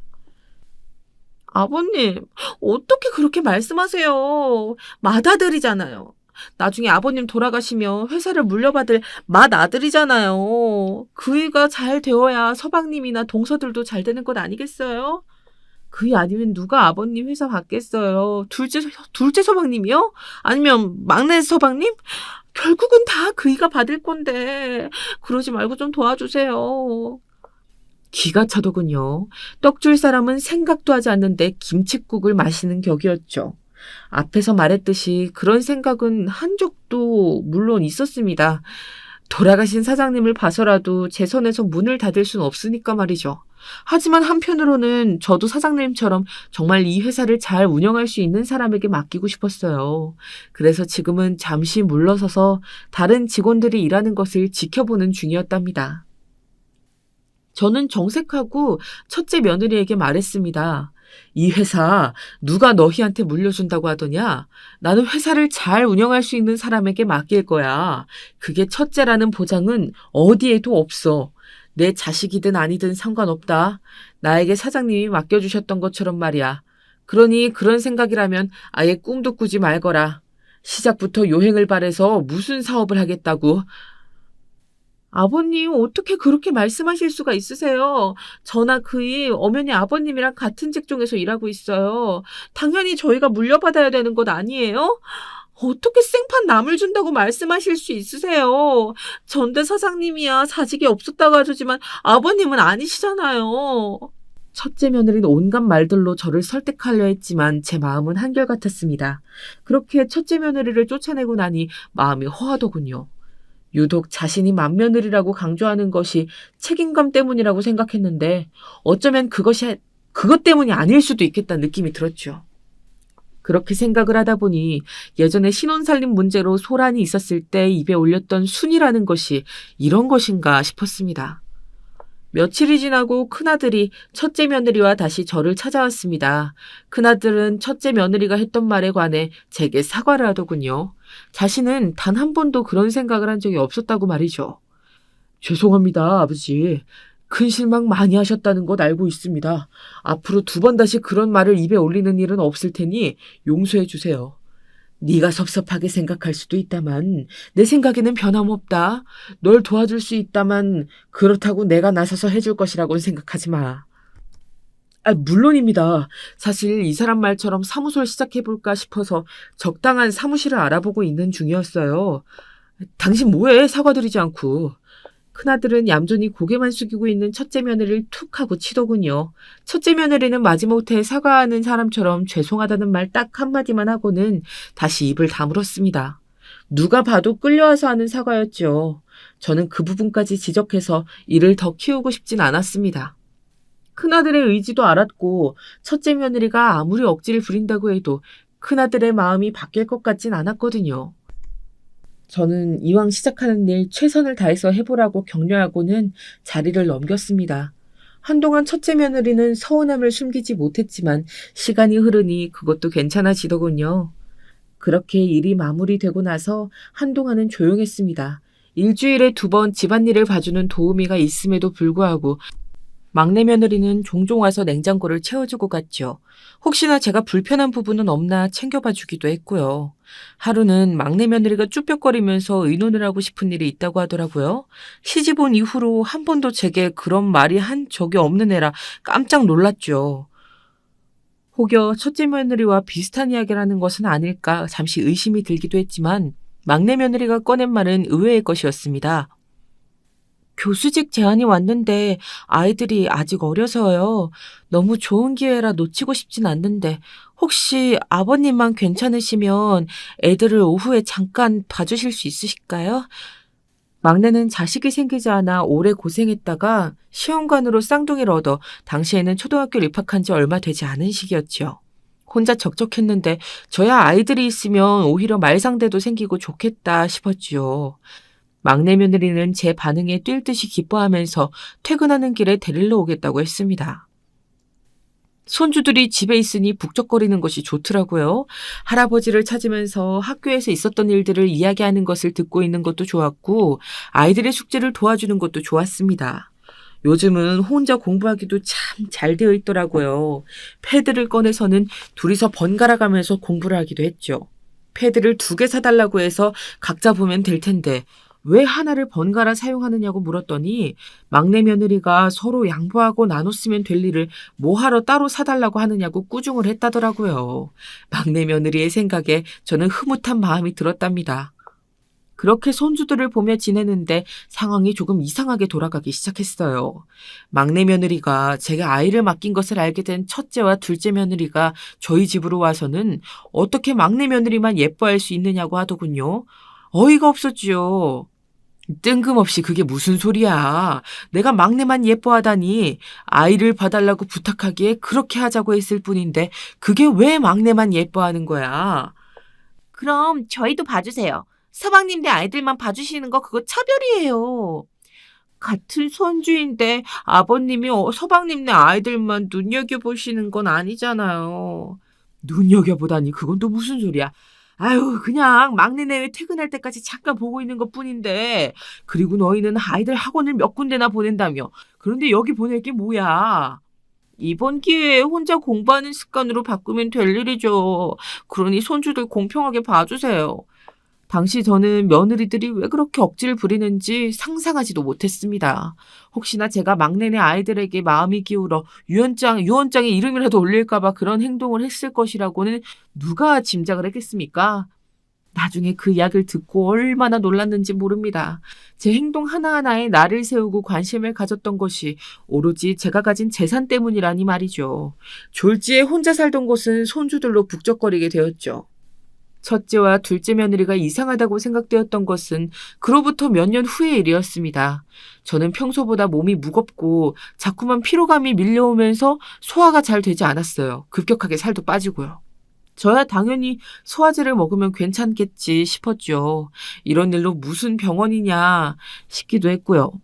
하지만 음식을 먹어도 자꾸 구토가 올라오는 것이 이상해서 병원을 갔다가 충격적인 사실을 접하게 되었답니다. 제가 췌장암 말기라고 하더군요. 순간 머리가 멍해졌습니다. 아내를 위암으로 잃고 나서 나름 건강관리를 착실하게 해왔다고 자부했는데 췌장암이라뇨. 전 혹시나 검사가 잘못된 것은 아닐까 몇 번이나 확인을 했지만 변할 것은 없었지요. 병원에서는 제게 길어도 6개월이라고 했습니다. 그럼에도 절대 포기해선 안 된다고 하면서 항암 치료를 권하기도 했고요. 진단을 받고 오면서 저는 한참을 생각했습니다. 항암 치료를 한다고 해도 완치된다는 보장은 할 수가 없는데 굳이 내가 해야 할까? 그냥 이대로 주변 정리하면서 아내의 곁으로 가는 것도 나쁘지 않을 텐데 싶은 생각이 들었죠. 그날 저녁 저는 아이들을 모아두고 병원에서 들었던 이야기를 그대로 전했습니다. 당연히 다들 충격으로 한동안 말을 하지 못하고 입만 뻐끔거리더라고요. 저는 차분하게 아이들이 받아들일 때까지 기다렸습니다. 그리고 항암 치료를 받고 싶지 않다고 했지요. 제 말에 제일 먼저 발끈한 것은 막내 아들이었습니다. 항암 치료를 받지 않겠다니요? 그냥 이대로 돌아가실 작정이세요? 어떻게 자식들을 모아두고 그런 말씀을 하실 수 있으세요? 아버지, 충분히 건강관리만 하면 완치될 수도 있어요. 6개월이 남았다고 하셨다지만 충분히 더 사실 수 있다고요. 그런데 그런 기회를 포기하시다니 말이 안 되는 얘기예요. 어머니 돌아가시고 나서 아버지 건강관리 꾸준하게 받으셨잖아요. 분명 항암치료 시작하시면 완치되실 수 있어요. 그러니 약한 소리 하지 마세요. 아들들의 부탁에도 제 마음은 쉽게 바뀌지 않았습니다. 항암 치료를 받으면서 남은 시간을 보내고 싶지 않았거든요. 저는 조금이라도 괜찮을 때 고향으로 내려가서 사랑하는 고향의 바다를 눈에 담다가 떠나고 싶었어요. 저는 아들들에게 고향으로 내려가고 싶다는 이야기를 분명히 했지만 보통 심한 반대가 아니었습니다. 그런데 그 와중에 첫째 며느리가 조심스럽게 이야기를 꺼내더군요. 아버님, 그래도 고향으로 내려가시는 것은 문제가 있지 않을까요? 아버님께서 주변 정리를 천천히 하고 싶다고 하셨지만 고향에 가서 그게 될 것 같진 않았어요. 맞아요. 집이며 회사며 정리하실 것들이 어디 한두 가지도 아닌데 굳이 고향을 가셔서 하실 일은 아닌 것 같아요. 치료 받으시면서 여기 계시는 게 더 좋을 것 같아요. 역시나 첫째 며느리는 아직도 회사에 미련이 남은 모양이더군요. 며느리는 각자의 남편들 눈치를 보면서도 제게 남아있길 요구했어요. 그 이야기를 들은 아들들의 얼굴은 점점 붉어졌고요. 형님들, 지금 재산 이야기가 나오세요? 그런 말을 할 상황이 아니잖아요. 아버님께서 치료를 받지 않겠다고 하는데 형님들은 그 이야기가 먼저 나오세요? 그동안 이런 자리에서 한 번도 자신의 목소리를 먼저 낸 적이 없던 막내 며느리가 소리를 높여 첫째와 둘째 며느리에게 외쳤지요. 의외의 상황에 놀란 것은 저뿐만이 아니었답니다. 막내는 황급히 막내 며느리의 손을 토닥이며 진정하라고 했지만 막내 며느리는 전혀 참을 기색이 없었죠. 지금 중요한 것이 무엇인지 생각을 하고 말씀을 하셔야죠. 어떻게 형님들께서 그렇게 말씀하실 수 있어요? 막내 동서, 지금 나한테 소리 지르는 거야? 내가 동서 윗사람이야. 어디다 대고 눈을 똑바로 뜨고 소리를 질러? 그리고 내가 뭘 어쨌다고 그래? 내가 아버님께 치료 포기하라고 말씀드린 것도 아니고 고향으로 가시는 것은 아니라고 말했을 뿐인데 왜 그렇게 정색이야? 그 의도가 아버님의 치료 때문이 아니잖아요. 지금 말씀이. 의도가 어떻든 고향으로 내려가시는 것은 아니다. 형님이나 나나 그런 이야기를 하고 있잖아. 여기서 의도 타령은 왜 하는데? 첫째와 둘째 며느리가 막내 며느리를 잡아먹을 것처럼 날카롭게 반응을 했죠. 거기에 아들들까지 기세에 며느리들을 조용히 시키려고 하다 보니 마치 거실은 시장판처럼 소란스러웠습니다. 특히 며느리들의 하이톤 소리를 듣고 있자니 머리가 다 지끈거렸지요. 그만두지 못해? 내가 알아서 할 일을 너희가 왜 나서서 이렇게 소란이야? 내가 하겠다면 하는 거야. 저는 홧김에 크게 소리를 지르고는 다들 냉큼 나가라고 호통을 쳤습니다. 좀 조용해져야 숨 쉴만 하겠다 싶었거든요.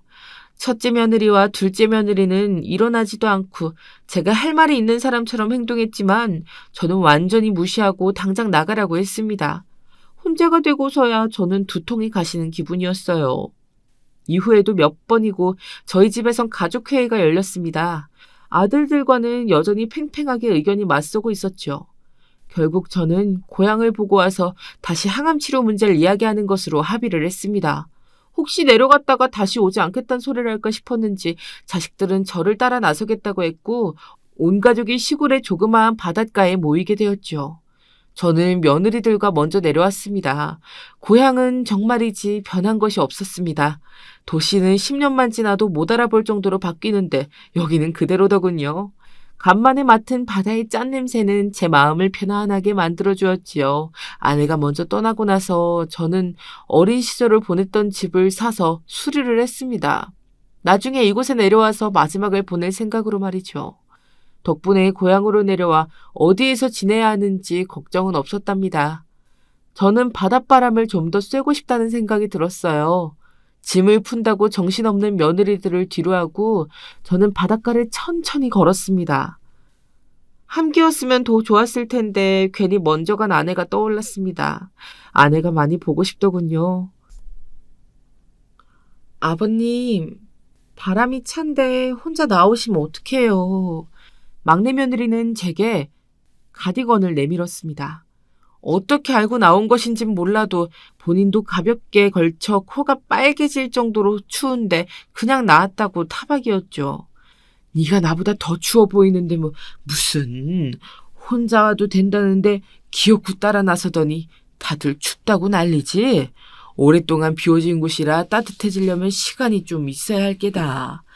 금방 따뜻해지겠지요. 저야말로 형님들이 오신다고 해서 놀랐는데요. 두 분이 여기까지 오실 거라고는 생각도 못했거든요. 나는 너희들 전부가 온다고 해서 더 놀랐는데 무슨. 됐다. 그냥 들어가자. 오늘만 날이 아닐 텐데. 저는 막내 며느리의 어깨를 두들려주고는 천천히 집을 향해 걸어갔습니다. 막내 며느리는 아무 말 없이 조용히 저를 따라오기만 했지요. 집이 가까워지자 담벼락 너머로 첫째와 둘째 며느리의 대화가 들려왔습니다. 형님, 정말 여기까지 왔어야 할까요? 이야긴 들었지만 이렇게 시골이라고는 생각도 못했는걸요. 벌레는 왜 또 이렇게 많은지. 나라고 오고 싶었겠어. 우리가 안 왔어 봐. 막내 동서만 따라왔을 거 아니야. 그 여시가 아버님을 어떻게 구워 삶을 줄 알고. 슬쩍 알아보니까 아직 유언장 작성도 하지 않으신 것 같던데. 막내 동서가 나서서 점수라도 따는 날엔 큰일이잖아. 그러니까 좀 참아. 저는 너무 놀라서 벽에 귀를 가까이 가져다 댔습니다. 막내 며느리는 표정을 굳히고 당장이라도 쳐들어갈 것 같이 굴었죠. 저는 그런 막내 며느리의 팔을 붙들고 조용히 하라는 신용을 했어요. 첫째와 둘째 며느리의 대화는 계속 이어졌습니다. 누가 봐도 회사는 아주버님이 받으셔야 되는 거 아니에요? 아들들 중에서 그쪽 일을 하는 사람이 누가 있다고 생판 남을 주시겠다니. 혹시 아버님 췌장암이 아니라 머리에 이상이 있는 거 아닐까요? 머리에 이상이 있으면 다행이게. 그럼 병원에 쳐넣기라도 하지. 이건 기분 맞춰주려니까 온몸이 다 아픈 것 같아. 회사 받을 때까지만 참아야지. 우리 그이는 뭐라고 하는 줄 알아? 등신같이 아버님이 누구에게 회사를 물려주는 게 자기랑 무슨 상관이냐는 거야. 왜 상관이 없어? 우리 재산인데. 그이가 아니면 나라도 받아야지. 내가 그동안 뭐 때문에 그렇게 시댁에 다닌 건데. 아주버님이 그러세요? 어쩜 그렇게 생각이 없으시지? 당연한 권리를 그렇게 내팽개치시는 경우가 어디 있다고. 그나저나 형님, 아버님께 회사 받으면 저 있으시면 안 돼요. 아셨죠? 당연하지. 내가 동서 한몫 단단히 챙겨줄게. 며느리들은 뭐가 그렇게 즐거운지 하하 호호 웃음소리까지 내면서 미래를 꿈꾸고 있더군요. 절대 자신들에게는 일어나지 않을 그런 꿈들 말이죠. 저는 한심한 며느리들의 목소리에 한숨을 내쉬며 안으로 들어가려고 했지요. 하지만 제 발걸음은 다음 들려오는 말에 의해 전혀 움직일 수가 없었답니다. 그러지 말고 그냥 바다에 확 밀어버릴까요? 그렇게 여기 와보고 싶다고 하셨잖아요. 소원대로 바다에 풍당. 나라고 안 그러고 싶겠어. 여기는 사람들 별로 없던데. 마음이야, 그렇지.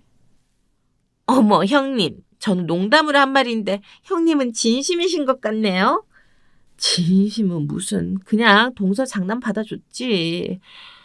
그나저나 이런 일 일어나면 편하긴 하겠다. 유산 처리도 딱 법대로 깔끔하고. 그치?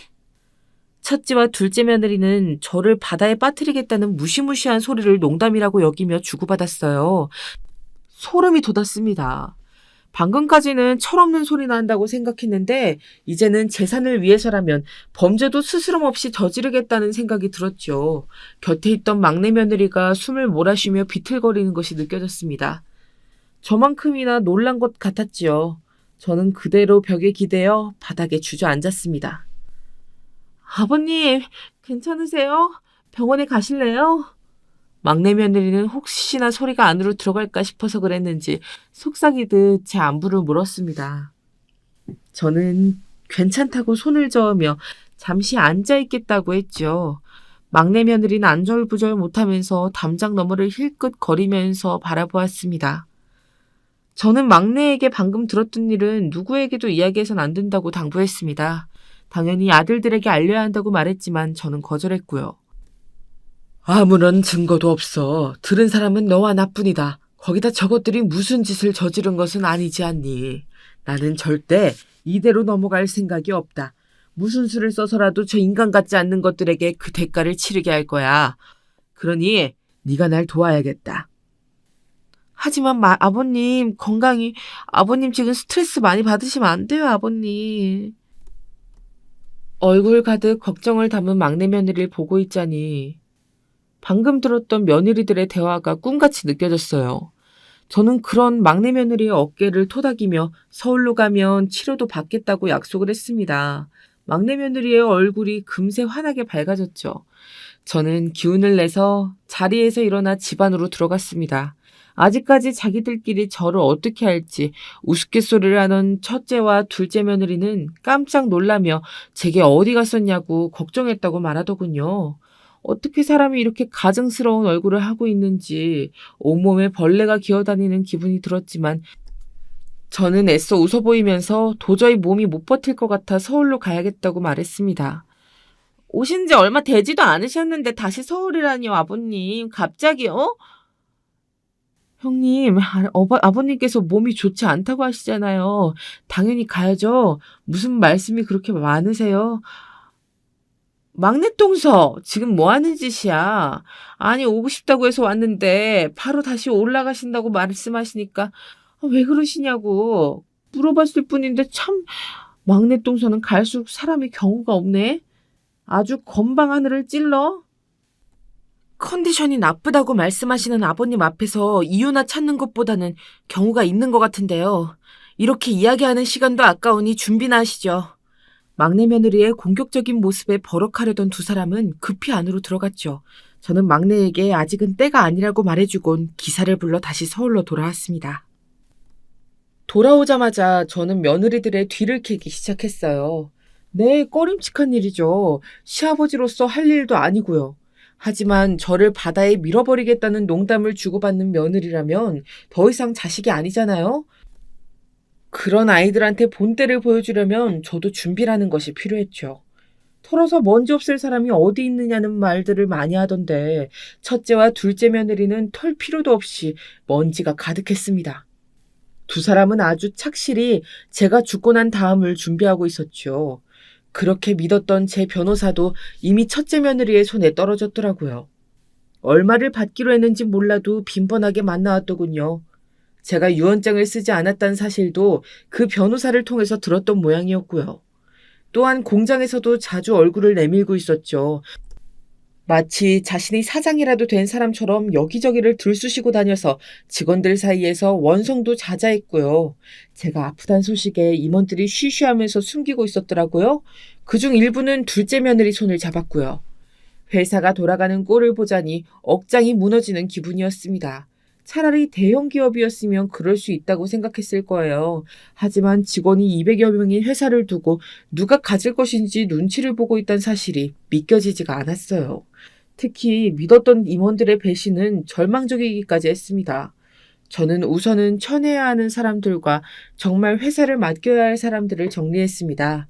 모든 것을 한 번에 끝내기 위해서 확실히 준비를 해두었죠.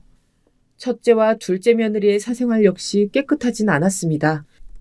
둘째 며느리는 같은 학원에서 근무하는 신입 강사와 바람을 피우고 있더군요. 집도 마련해주고 온갖 명품으로 그 남자를 머리부터 발끝까지 꾸며주고 있었죠. 두 사람의 관계는 학생들 사이에서도 소문이 돌 정도였어요. 제가 더 화가 치밀어 오르는 부분은 그런 점을 아들도 알고 있었다는 점입니다. 아들도 사람을 시켜 둘째 며느리 뒤를 밟았던 모양이더군요. 그럼에도 아무런 대처 없이 가만히 두고 있었다는 것이 제 상식으로는 이해가 되질 않았습니다. 첫째 며느리도 만만치 않았습니다. 아들과 함께 사무실을 운영하고 있다는 것은 알고 있었지만 저희와 같은 하청업체로부터 뒷돈을 받고 있는 것은 물론 회사의 공사대금을 따로 빼돌려서는 명품을 사재기 하고 있었죠. 말 그대로 첫째와 둘째 며느리는 엉망 그 자체였습니다. 하긴 그러니 인간으로 해선 안 될 소리를 웃으면서 했겠지만 말입니다. 저는 당장에 모든 아이들을 불러 모았습니다. 그리고 새 변호사를 통해 유언장을 작성했다고 말했죠. 제 말에 반응을 보인 것은 역시나 첫째와 둘째 며느리였습니다. 자신들 계획에 차질이 생겼으니 그럴 만도 했죠. 유언장 이야기를 하자면 아주 간단하다. 조건을 만족하지 않는 한 내 전 재산은 막내가 받게 될 거야. 이 집부터 시작해서 회사, 고향집, 그리고 땅이나 건물까지 모조리. 아버지, 갑자기 그게 무슨 소리예요? 저한테 주신다뇨. 그리고 땅은 뭐고 건물은 뭔데요? 조건이요? 아버지 조건을 만족하지 않으면이라니 너무 갑작스럽잖아요. 무슨 일이세요? 제 유언의 첫째와 둘째 며느리는 서로 눈빛 교환을 하며 혼란스러운 얼굴을 했죠. 그것도 그럴 것이 제가 땅이나 건물에 대해선 단 한마디도 하지 않았거든요. 아내에게 주었던 것이었고 그녀가 죽으면서 제게 다시 돌아온 것이었습니다. 조건이라니 아버님 그래도 저희가 마지인데 어떻게 저희를 두고 막내 서방님께 주신다는 소리를 하실 수가 있어요. 다른 것은 그렇다 쳐도 회사 일은 저희 부부가 아님 누가 할 수 있다고요. 내가 말하지 않았니? 조건을 만족하면 될 일 아니냐. 조건만 만족하면 너희들이 원하는 그림으로 끝났을 수도 있을 텐데 저희는 조건이 궁금한 것이 아니에요. 서울로 바로 오셨다고 이야기 듣고 항암 치료 받을 걸 결심이라도 하신 줄 알았는데 유언장이라니 아버지 정말 자식들 앞에 두고 이렇게 나오실 거예요? 저는 버럭하는 큰아들을 바라보며 당연히 항암 치료를 시작할 작정이며 그 전에 혹시나 하는 마음으로 유언장을 작성했을 뿐이라고 말했습니다. 제가 치료를 받겠다고 하자 막내 며느리의 얼굴이 눈에 띄게 밝아졌죠. 조건은 간단해. 막내를 제외한 너희 두 놈이 이혼만 하면 된단다. 그럼 내 재산은 무엇이 되었든 똑같이 나누어 가지게 될 거야. 너희들이 원한다면 말이지. 폭탄 선언 같은 제 말이 끝나고 나서 한동안 숨 쉬는 소리 외에는 아무것도 들리지 않았어요. 다들 놀란 얼굴로 저만 바라보고 있었죠. 특히 첫째와 둘째 며느리는 새하얗게 질린 얼굴로 서로 얼굴을 마주보기만 했고요. 이혼이라뇨, 아버님. 저희 부부가 무슨 잘못을 했다고 이혼을 하라고 하시는 거예요. 이런 법은 없습니다. 아버님 마음대로 이렇게 하실 수는 없다고요. 재산 상속의 조건이 이혼이라뇨. 말이 되는 소리를 하세요, 아버님. 첫째와 둘째 며느린 말도 안 되는 소리라고 펄쩍 뛰었답니다. 당연히 큰아들은 영문을 모르겠다는 표정을 짓고 있었죠. 하지만 둘째 아들은 눈을 감고 가만히 앉아 있었습니다. 내가 죽기를 소원하는 며느리들을 가만히 두고 보기만 할 것 같았니? 왜 나를 바다에 빠뜨려 죽이고 싶다고 웃으면서 말할 땐 이런 일이 닥칠 줄은 생각도 못했나 보지? 아버지 뭐라고요? 이 사람이 뭐라고 했다고요? 혼이 나간 얼굴을 하던 큰아들은 화를 참지를 못하고 그 자리에서 벌떡 일어났습니다. 그 모습에 첫째 며느리인 패닉에 빠진 사람처럼 금방 겁을 먹고는 뒷걸음질 치며 자신은 그런 말을 한 적이 없다고 잡아떼었죠. 하지만 막내 며느리까지 나서서 자신이 모든 것을 들었다고 말하자 더 이상 발뺌할 수 없다 싶었는지 바닥에 납작 엎드려서는 용서해달라고 빌었어요. 하지만 저는 여기서 멈출 생각이 없었습니다. 하청업체들한테 뒷돈을 받은 것은 물론이고 공사대금까지 빼돌리며 아주 잘하는 짓이더구나. 그랬으면서 감히 내 회사를 탐내? 큰 기업은 아니지만 사장님께서 내 성실함 하나를 보고 물려주셨던 곳이야. 고작이라고 생각할지 몰라도 200여 명의 직원들의 생계가 달려있는 곳이고 그런 곳을 감히 네가? 아휴, 그리고 둘째야. 너는 내가 모를 줄 알았니? 바람? 그것도 새파랗게 어린 강사랑. 둘째 며느리는 첫째 며느리를 따라 숨죽이고 있다가 진실이 밝혀져 고개를 번쩍 들고 아니라고 고개를 저었지만 사진까지 있는데 발뺌은 불가능이나 마찬가지였지요. 저는 둘째 아들에게도 마찬가지로 소리를 질렀습니다. 아무리 생각을 하고 또 생각해도 치과 의사나 될 만큼 공부한 놈이 왜 둘째 며느리의 의도를 방관하고 있었는지 이해가 되지 않았기 때문이었죠. 너는 이 모든 것을 알고 있었으면서 어떻게 가만히 있을 생각을 해? 죄송합니다. 제가 생각이 짧았습니다. 너는 자식들 생각은 조금도 안 해봤어? 시아버지가 죽었으면 좋겠다고 말하는 어미 아래에서 무엇을 배울 수 있다고? 체력이 확실히 떨어진 것인지 몇 번 버럭하고 났더니 머리가 어지럽기 시작했어요. 저의 모습에 놀란 것은 자식들이었습니다. 막내 며느리는 사색이 되어서 저를 붙들고 무리하면 안 된다고 했죠. 하지만 저는 끝을 내야만 했습니다. 우리 아들들 옆에서 저 못된 것들을 치워버려야 했죠.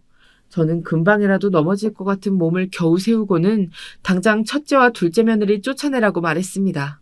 아버님, 잘못했습니다. 한 번만 용서해 주세요. 저희가 욕심이 눈이 어두웠어요, 아버님. 아버님, 손주들 생각해서라도 용서해 주세요. 어미 없는 자식들 만드실 작정은 아니시잖아요, 아버님. 첫째와 둘째 며느리는 손주들까지 들먹이며 용서를 빌었지만 이미 늦었어요. 저는 용서할 마음도 자식들이 며느리들을 용서하게 둘 생각도 전혀 없었답니다. 다행인진 모르겠지만 아들들 역시 저와 같은 생각이었어요. 결심이 섰는지 당장 밖으로 나가려고 첫째와 둘째 며느리를 몰아내더군요. 맨발로 쫓겨나가듯 나가는 두 며느리를 바라보며 저는 그제야 몸을 소파에 기댈 수 있었습니다. 그렇게 폭풍우 같은 순간이 지나고 아이들은 재산이 어떻게 되든 상관이 없다고 말하며 이혼을 강행했지요. 특히 첫째 며느리는 뇌물갈취 혐의뿐만 아니라 횡령으로 검찰 조사까지 받는다고 하더군요. 둘째 며느리는 학원 문까지 닫고 이혼 이후 어디론가 사라졌다는데 그 부분까지는 관심이 없어서 알아보질 않았습니다. 저는 아이들과 약속한 대로 꾸준하게 항암 치료를 받기 시작했어요.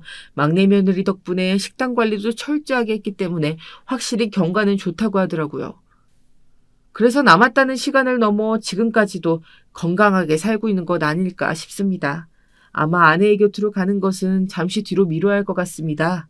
아내라면 제가 조금 더 늦게 간다고 해서 서운해할 사람은 아닐 테니 괜찮겠지요.